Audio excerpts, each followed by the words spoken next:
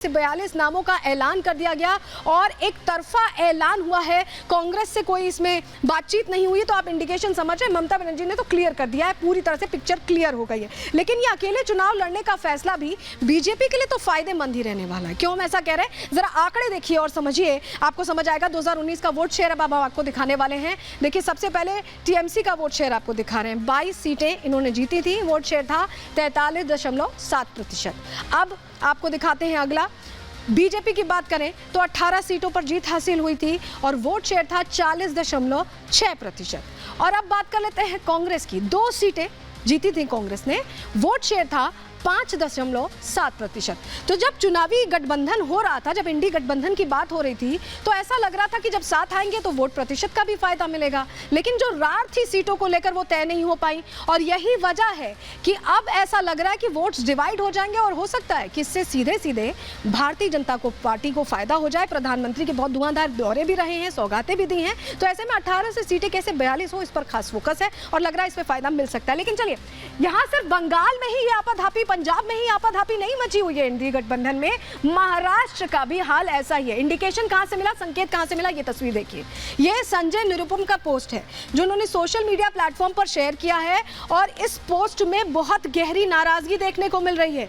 क्या नाराजगी है, इस पोस्ट में क्या लिखा है, चलिए आपको जल्दी से वो बता देते हैं आप, क्योंकि आपके लिए ये जानना बहुत जरूरी है कि आखिर इस पोस्ट में क्या लिखा है। संजय निरुपम ने क्या कहा है, कांग्रेस नेता है, उन्होंने क्या लिखा है, चलिए आपको बता रहे हैं, जल्दी से आपके सामने जानकारी रख रहे हैं। देखिए, महाविकास अघाड़ी, आपको याद होगा महाराष्ट्र में सरकार हुआ करती थी, उसमें शिवसेना, यूबीटी और कांग्रेस के बीच अब विवाद खड़ा हो गया। संजय निरुपम के पोस्ट से ये संकेत मिलते हैं।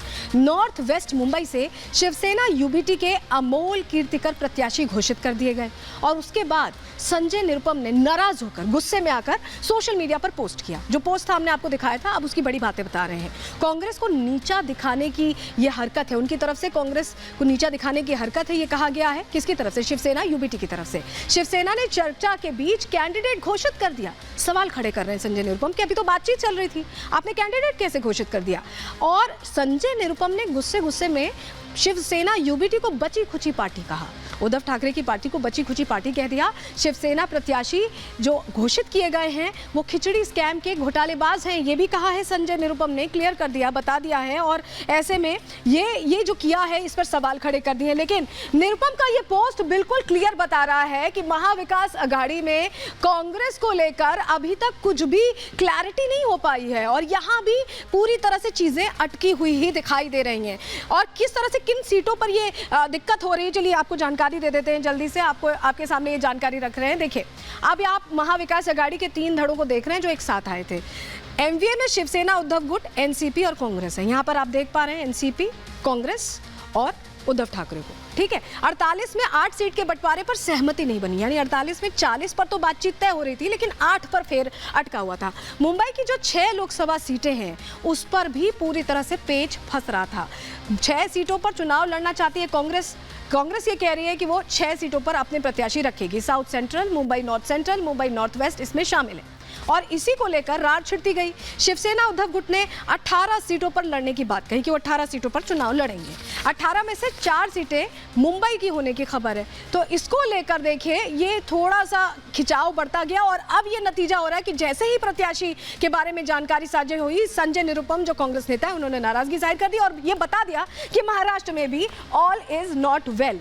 लेकिन अभी जो स्थिति है कांग्रेस में, ऐसा लग रहा है कि पतझड़ का मौसम आ गया है। ऐसा लग रहा है कि सारे नेता छोड़ के जा रहे हैं और 24 के चुनाव में ऐसे तो बहुत मुश्किल हो जाएगा। क्यों हम ऐसा कह रहे हैं, जरा देखिए और ये समझिए। ये आप जो देख रहे हैं तस्वीर, ये आपको बहुत अच्छे तरीके से समझाने के लिए, इधर आप देखिए, प्रधानमंत्री नरेंद्र मोदी हैं और अमित शाह हैं। ये वो 2 चेहरे हैं जो एनडीए को संभाल के समेट के चल रहे हैं और देखिए जो मजबूत तना है वो इन्हीं से बनता है। लेकिन अब यहाँ से लगातार आप देख पा रहे हैं जयंत चौधरी को जो अभी आए हैं, आप देख पा रहे हैं मिलिंद देवड़ा को जो अभी आए हैं, इसके अलावा और भी चेहरे, पद्मजा वेणुगोपाल को देख रहे हैं, वो भी अभी आए हैं, चंद्रबाबू नायडू से भी अभी बात फिक्स हुई है। ये तमाम वो चेहरे, नीतीश कुमार भी अभी आए हैं, राज ठाकरे के साथ भी बातचीत चल रही है, अर्जुन मोढवाडिया भी अभी आए हैं, नवीन पटनायक को लेकर भी बात चल रही है। लेकिन आप इधर देखिए, ये चुनावी पतझड़ का मौसम है। अरविंद केजरीवाल पंजाब में कुछ नहीं कर कर पा रहे हैं। अखिलेश यादव नाराज ही चल रहे थे, थोड़ी बहुत बातचीत हुई है। सोनिया गांधी जरूर यहाँ पर हैं लेकिन वो कुछ कर नहीं पा रही हैं, और लालू यादव भी अभी खिसके हुए दिख रहे हैं, और ममता बनर्जी तो आउट ही हो चुकी है। तो ये हालात बने और परिवार बढ़ रहा है, और इसका आफ्टर इफेक्ट कहीं ना कहीं चुनावों में यहाँ विपक्ष को देखना पड़ सकता है। इसी से जुड़ी रिपोर्ट आपके सामने रख रहे हैं।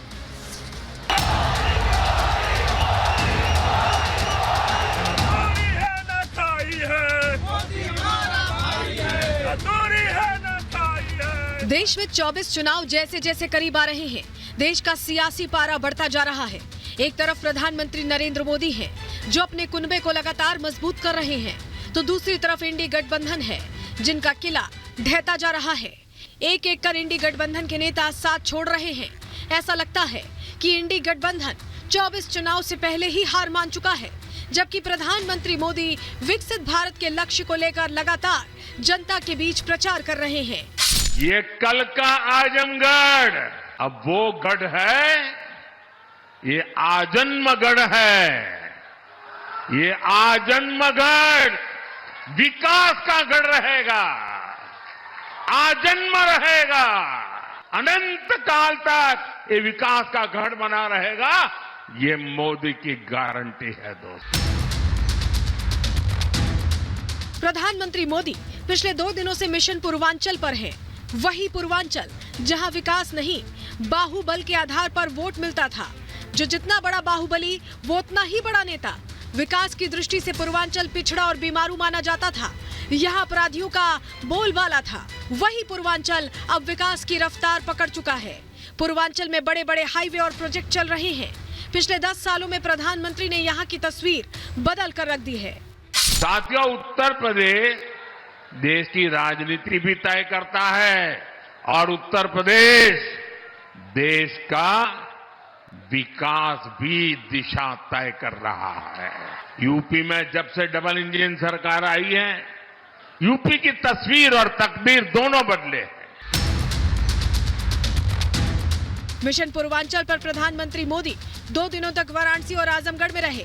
यहाँ उन्होंने पूर्वांचल के विकास के लिए करीब 42,000 करोड़ रुपए की सौगातें भी दी हैं। पीएम मोदी ने आजमगढ़ से साफ कर दिया है कि अब पूर्वांचल में बाहुबल और परिवार का एजेंडा नहीं, बल्कि विकास का एजेंडा चलेगा। और इसी के साथ आज के लिए अंदर की खबर में इतना ही, और इंडियन पॉलिटिकल लीग के हर अपडेट से आपको वाकिफ कराते रहेंगे। फिलहाल मुझे दीजिए इजाजत। नमस्कार।